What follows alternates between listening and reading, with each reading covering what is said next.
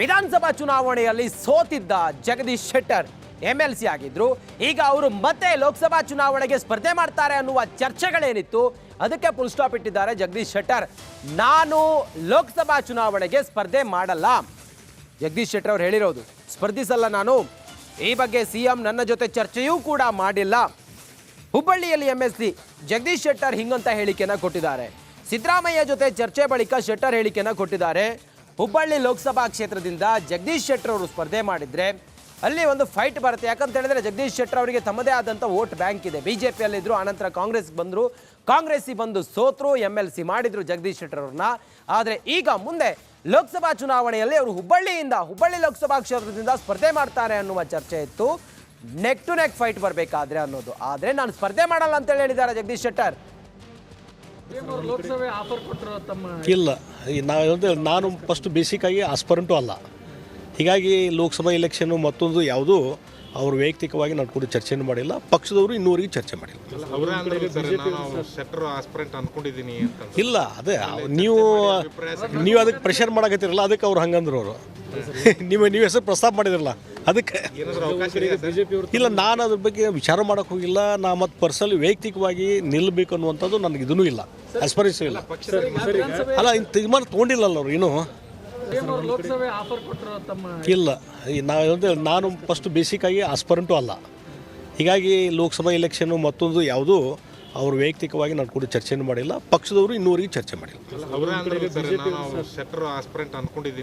ಇಲ್ಲ, ಅದೇ ನೀವು ಅದಕ್ಕೆ ಪ್ರೆಷರ್ ಮಾಡಕತ್ತಿರಲ್ಲ, ಅದಕ್ಕೆ ಅವ್ರು ಹಂಗಂದ್ರು ಅವರು ನೀವು ಹೆಸರು ಪ್ರಸ್ತಾಪ ಮಾಡಿದ್ರಲ್ಲ ಅದಕ್ಕೆ. ಲೋಕಸಭಾ ಸ್ಪರ್ಧೆಗೆ ಹುಬ್ಬಳ್ಳಿ ಲೋಕಸಭಾ ಕ್ಷೇತ್ರದಿಂದ ಜಗದೀಶ್ ಶೆಟ್ಟರ್ ಹಿಂದೇಟು ವಿಚಾರಕ್ಕೆ ಸಂಬಂಧಪಟ್ಟ ಹಾಗೆ ಕಾಂಗ್ರೆಸ್ನಿಂದ ಯಾರೇ ಸ್ಪರ್ಧೆ ಮಾಡಿದ್ರು ಕೂಡ BJPಯಿಂದ ಮಾತ್ರ ನಾನೇ ಅಭ್ಯರ್ಥಿ.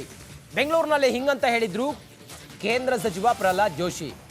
ನಾನೇ ಹುಬ್ಬಳ್ಳಿ ಲೋಕಸಭಾ ಕ್ಷೇತ್ರದ BJPಯ ಅಭ್ಯರ್ಥಿ, ನೋ ಚೇಂಜಸ್, ಯಾವುದೇ ಬದಲಾವಣೆ ಇಲ್ಲ. ನಾನೇ BJPಯಿಂದ ಹುಬ್ಬಳ್ಳಿ ಲೋಕಸಭಾ ಕ್ಷೇತ್ರದ ಅಭ್ಯರ್ಥಿ. ಜಗದೀಶ್ ಶೆಟ್ಟರ್ ಸ್ಪರ್ಧೆ ಅವರ ಪಕ್ಷದ ವಿಚಾರ. ಜಗದೀಶ್ ಶೆಟ್ಟರ್ ಅವರು ಸ್ಪರ್ಧೆ ಮಾಡ್ತಾರೋ ಬಿಡ್ತಾರೋ ಅವ್ರ ಪಕ್ಷ ಕಾಂಗ್ರೆಸ್, ಅವ್ರಿಗೆ ಬಿಟ್ಟಿರೋ ವಿಚಾರ. ಅವರು ನನ್ನ ವಿರುದ್ಧ ಸ್ಪರ್ಧೆ ಮಾಡಿದ್ರೂ ಕೂಡ ಸಂತೋಷ, ಮಾಡದೇ ಇದ್ರೂ ಸಂತೋಷ. ಬೆಂಗಳೂರಿನಲ್ಲಿ ಹಿಂಗಂತ ಹೇಳಿದ್ದು ಕೇಂದ್ರ ಸಚಿವ ಪ್ರಹ್ಲಾದ್ ಜೋಶಿ. ಇದನ್ನು ಮಾಡೋದಕ್ಕೆ ರಾಹುಲ್ ಗಾಂಧಿ ನಿಮ್ಮ ಬೆಂಬಲ ಇದೆಯಾ?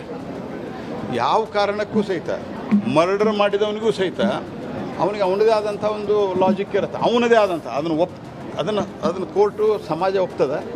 ನಾನು ಭಾರತೀಯ ಜನತಾ ಪಾರ್ಟಿ ಹುಬ್ಬಳ್ಳಿ ಧಾರವಾಡದ MP ಆಗಿದ್ದೇನೆ, ಅಲ್ಲಿಂದನೇ ಸ್ಪರ್ಧಿಸ್ತೇನೆ. ಅವ್ರು ಯಾರು ಸ್ಪರ್ಧಿಸ್ತಾರೆ ಅದು ಕಾಂಗ್ರೆಸ್ಸಿಗೆ ಬಿಟ್ಟಿದೆ. ನನ್ನ ವಿರುದ್ಧ ಯಾರಾದರೂ ಬರಲಿ ರೀ, ನಮ್ಗೆ ಸಿಂಗ್ ಅವರು ಸ್ಟೇಟ್ಮೆಂಟ್ ಕೊಟ್ಟಿದ್ದಾರೆ ನಿನ್ನೆ. ಅಂದರೆ ಈಗ ಸಿದ್ದರಾಮಯ್ಯ ಅವರ ಮಗನ ಮೈಸೂರು ಲೋಕಸಭಾ ಕ್ಷೇತ್ರ ನಿಲ್ಲಿಸಬೇಕು, ಅದಕ್ಕೋಸ್ಕರ ಕಾಂಗ್ರೆಸ್ ಷಡ್ಯಂತ್ರ ಮಾಡಿದೆ ಸಂಸತ್ನಾದಂಥ ಘಟನೆಗೆ ಅಂತ. ಇಲ್ಲ, ಅವ್ರು ಯಾವ ಹಿನ್ನೆಲೆಯಲ್ಲಿ ಏನು ಹೇಳಿದ್ದಾರೆ ಅದನ್ನು ನಾನು ಅವರಿಗೆ ಕೇಳಿಕೊಂಡು ಅದಕ್ಕೆ ಪ್ರತಿಕ್ರಿಯೆ. ಇದನ್ನು ಮಾಡೋದಕ್ಕೆ ರಾಹುಲ್ ಗಾಂಧಿ ನಿಮ್ಮ ಬೆಂಬಲ ಇದೆಯಾ?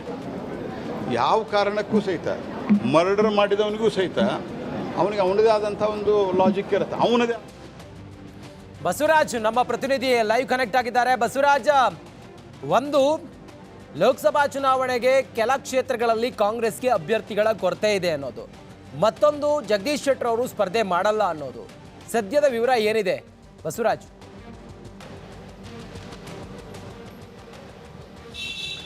ರಂಜಿತ್, ಬಹಳ ಪ್ರಮುಖವಾಗಿ ಕಾಂಗ್ರೆಸ್ ಈ ಬಾರಿ 20 ಸ್ಥಾನಗಳನ್ನು ಗೆಲ್ಲಬೇಕು ಅನ್ನುವಂಥ ಒತ್ತಡ ಕೇಂದ್ರದ ಹೈಕಮಾಂಡ್ನಿಂದ ಬಂದಿದೆ. ಹಾಗಾಗಿ ಹೆಚ್ಚೆಚ್ಚು ಫೋಕಸ್ ಲೋಕಸಭೆಗೆ ಈಗಾಗಲೇ ಮಾಡೋಕ್ಕೆ ಆರಂಭ ಆಗಿದೆ. BJPಗಿಂತ ಮುಂಚಿತವಾಗಿಯೂ ಲೋಕಸಭಾ ಚುನಾವಣೆಗೆ ಕಾಂಗ್ರೆಸ್ ಆಕ್ಟಿವ್ ಆಗಿದೆ. ಆದರೆ ಪ್ರಬಲವಾಗಿ ಅಭ್ಯರ್ಥಿಗಳ ಕೊರತೆ ಪ್ರಮುಖವಾಗಿ ಕಾಂಗ್ರೆಸ್ ಪಕ್ಷಕ್ಕೆ ಕಾಡ್ತಾ ಇದೆ. ಹಾಗಾಗಿ ಅಭ್ಯರ್ಥಿಗಳನ್ನು ಯಾವ ರೀತಿಯಾಗಿ ಹೊಂದಿಸಬೇಕು ಅನ್ನುವಂಥ ಚಿಂತೆ ಇದೆ.